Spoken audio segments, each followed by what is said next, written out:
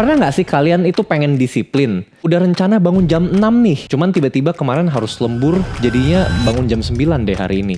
Terus tiba-tiba nggak sengaja ada waktu kosong nih 1 jam. Cuman karena nggak disangka, ya kita jadi bingung mau ngapain. Akhirnya ya scrolling aja sampai malam. Hari kita itu sering kali berantakan. Dan saat itu kita jadi sering mikir dong, gimana caranya bisa jadi disiplin? Hari ini kita akan bahas nih gimana caranya bisa tetap disiplin walaupun hari kita tidak pasti dan berantakan. Kita harus bicara.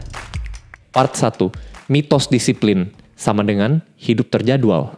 Banyak yang bilang nih, kalau mau disiplin, hidup kita itu harus ada rutinitasnya.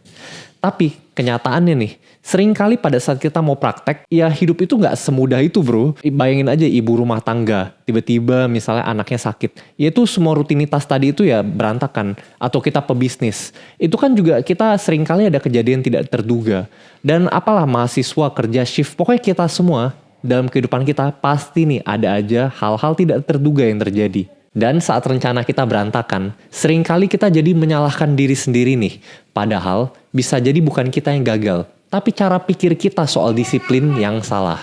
Kita nggak butuh jadwal sempurna nih. Yang kita butuh itu cuman arah. Part 2, mindset shift. Arah, bukan jam. Bayangin hidup kita itu kayak GPS lah. Kita tentuin tujuan kan mau kemana. Jadi kita kalau pakai GPS ya bagus nih. Kalau lancar ya kita sampai tujuan dengan selamat. Tapi kalau misalnya nih tiba-tiba ada penutupan jalan. Itu GPS-nya bukan ngomong ke kita. Jalannya tutup bos, kita pulang aja ya. Ya gak gitu kan. Jadi kalau misalnya GPS menemui jalan yang rusak, ya dia bakal cari jalan lain. Kenapa? Karena kita harus tetap sadar nih. Walaupun memang mungkin jalannya berubah, tujuannya tetap sama. Jadi kita jangan terlalu terpaku nih sama jalan apa yang harus kita ambil, tapi kita tetap fokus ke tujuan. Apa nih yang ingin kita bangun? Oke, sekarang kita langsung masuk ke bagian yang penting aja nih. Part 3, toolbox, disiplin yang fleksibel. Jadi gimana caranya bisa tetap disiplin walaupun hidup kita tidak pasti? Jadi di sini gue mau ngenalin beberapa alat nih yang bisa kita pakai di sehari-hari. Jadi yang pertama ini namanya anchor habit dan habit stacking. Jadi anchor habit itu maksudnya gini loh. Setiap hari itu kan memang berbeda-beda apa yang kita lakukan. Tapi pasti ujung-ujungnya ada aja nih hal yang pasti kita lakukan tiap harinya. Gue jamin. Contohnya aja nih. Yang pertama itu ya kita pasti bangun tidur dong. Nah jadi di sini bangun tidur itu terserah nih mau jam berapa. Cuman setelah itu, apa yang kita lakukan itu kan di kendali kita. Itu kita bisa tentukan sendiri. Contohnya aja, mungkin kita tiap pagi bangun jam 7, kadang jam 10, kadang jam 11, tiap kan beda-beda.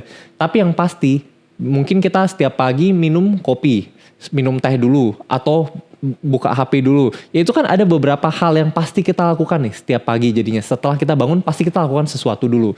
Dan itu biasanya sama terus. Jadi kita bisa gunakan anchor habit ini sebagai cara untuk tetap disiplin nih. Jadi kita bukan patokan sama jamnya. Jadi gak peduli mau jam berapa. Yang penting habis kita lakukan ini, kita lakukan ini. Contohnya aja, kayak tadi abis bangun pagi, biasanya minum kopi. Nah abis itu baru kita tentukan mau journaling dulu 10 menit. Atau misalnya mau olahraga dulu setengah jam.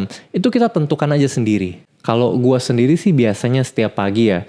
Pada saat mau pergi kerja itu kan berkendara. Jadi pada saat berkendara gue anchor habit nih biasa pasti dengerin audiobook dulu nih di jalan. Jadi biar bisa sambil enjoy juga jadinya di jalan.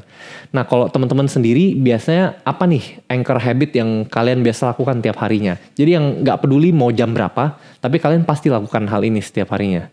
Nah tapi anchor habit itu kan gunanya untuk hal-hal yang pasti terjadi di hidup kita nih, yang setiap harinya pasti terjadi. Itu jadi biar kita gak patokan sama jam, tapi patokan sama aktivitasnya. Tapi bagaimana kalau misalnya ada aktivitas yang tidak kita duga, tiba-tiba nongol. Itu apa yang harus kita lakukan? Ini kita lanjut ke habit selanjutnya, yaitu if then strategy. Jadi maksudnya gimana itu if then strategy? Jadi contohnya gini, kita udah rencana mau olahraga pagi-pagi. Tapi begitu baru mau mulai olahraga, sudah pasang sepatu nih. Tiba-tiba dapat telepon, harus pergi kerja sekarang, ada urusan mendadak. Ya kita mau gak mau harus pergi kerja dong. Cuman kalau begitu, kalau kita nggak punya plan B-nya, itu langsung ya batal olahraga. Nah, di sini penting sekali kita harus punya rencana. Misalnya, kalau nggak jadi ini, berarti harus gimana? Misalnya, kalau nggak Kalau nggak olahraga pagi, ya saya bisa olahraga sore-sore jam 6 gitu. Jadi kita tentukan kalau ini gagal, harus kemana lagi. Jadi maksudnya plan B ya. Dari teman-teman bisa praktekkan sendiri ya. Jadi untuk beberapa kegiatan yang paling penting dalam hidup kita nih, yang kita memang ingin kita bangun, kita ingin fokus ke sana. Kita harus selalu ada if then strateginya nih untuk kegiatan-kegiatan itu.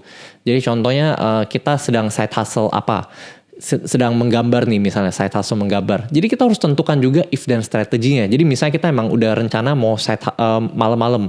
Cuman malam-malam nggak bisa. Kita harus tentukan juga apakah besok paginya, besok sore, atau pas jam makan siang. Itu semua sudah harus kita tentukan nih. Karena kalau ini memang benar-benar penting bagi kita, ya kita nggak boleh bergantung sama rencana satu aja. Kita harus sediakan rencana lainnya dong.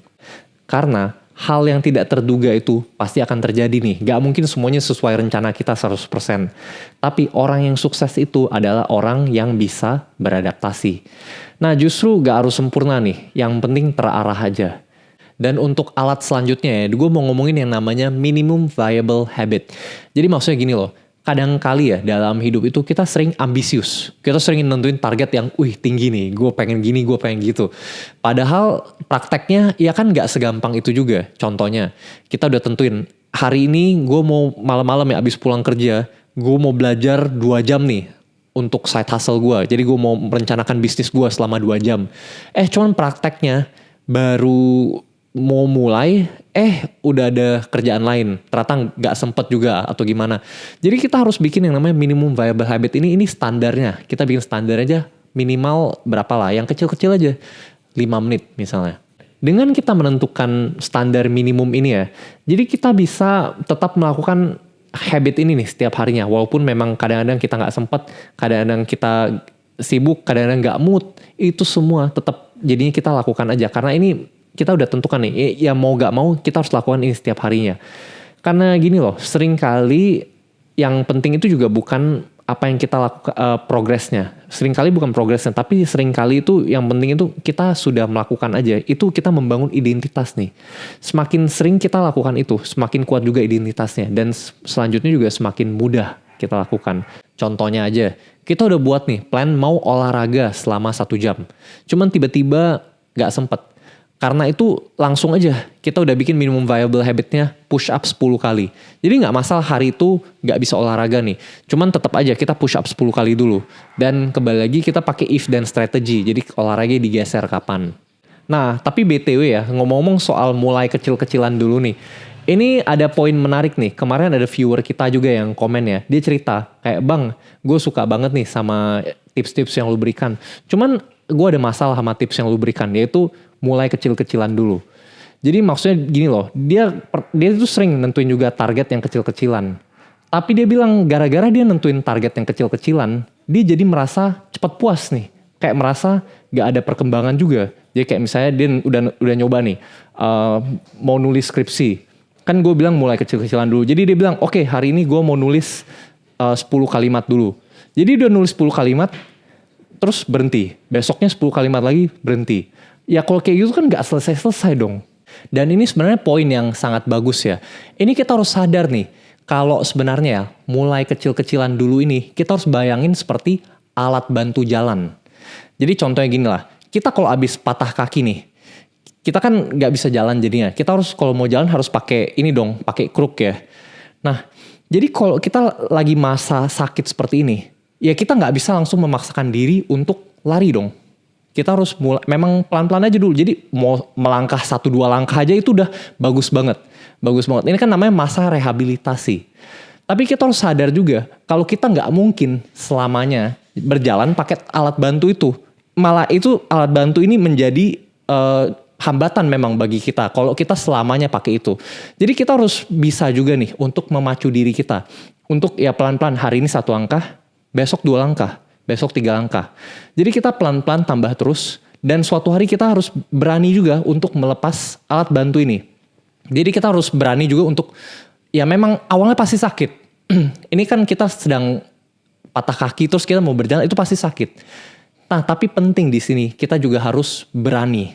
Berani untuk maju, berani untuk kadang-kadang memang di sinilah yang berat, tapi ini juga momen-momen paling pentingnya.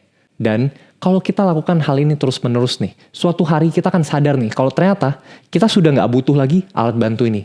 Kita sudah bisa jalan sendiri. Malah kita udah bisa berlari menuju impian yang kita inginkan. Dan untuk alat selanjutnya nih, gue mau ngenalin yang namanya Ivy Lee Method. Jadi gini loh, setiap malam ya sebelum tidur, coba tentukan dulu deh. Besok misalnya tentuin aja 3 hal misalnya. 3 hal apa yang harus kita selesaikan besok. Jadi ini kita juga nggak harus tentukan jamnya nih. Tapi yang penting kita sudah tentukan besok ini yang penting 3 hal ini harus selesai. Jadi dari bangun pagi kita juga udah bisa fokus nih. Udah seluruh energi kita bisa kita kerahkan biar kita ngatur hari. Oh ya hari ini gue harus ngelakuin yang A di sini, B di sini, C di sini. Jadi kita benar-benar bisa lebih terarah. Dan walaupun memang kadang-kadang nggak sesuai rencana, ya kita bisa atur aja pakai strategi-strategi tadi. Jadi kalau misalnya hidup kalian tidak teratur, bukan berarti kita tidak bisa disiplin juga nih. Yang penting kita tetap punya arah. Dengan cara itulah kita tetap bisa disiplin secara fleksibel. Dari semua strategi tadi, dari yang mana nih yang teman-teman paling ingin coba? Ayo komen di kolom komentar ya. Dan misalnya kalian ada strategi lainnya yang keren, ayo sharing di sana. Karena sebenarnya gue juga pengen tahu nih, gue pengen belajar lagi. Kalau kalian sering merasa kurang motivasi, sebenarnya kita juga udah bahas nih di video sebelumnya mengenai kenapa motivasi itu gak bisa diandalkan. Dan apa nih sebenarnya kunci agar kita bisa tetap konsisten. Kalau misalnya kalian penasaran, ayo cek videonya ya. Karena masih banyak banget yang harus kita bicarakan di sana. Terima kasih dan sampai jumpa di video selanjutnya.